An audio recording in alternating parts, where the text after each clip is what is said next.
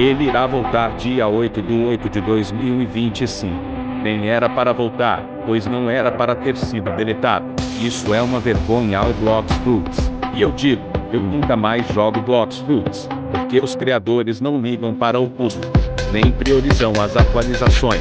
Quase um ano para apenas uma atualização. E também por causa daquele acontecimento onde na atualização da Dragon, ela ter virado tão penal ao invés de uma nova Dragon. A única coisa que eles querem é o dinheiro da comunidade, e até mesmo que ainda é fã do jogo.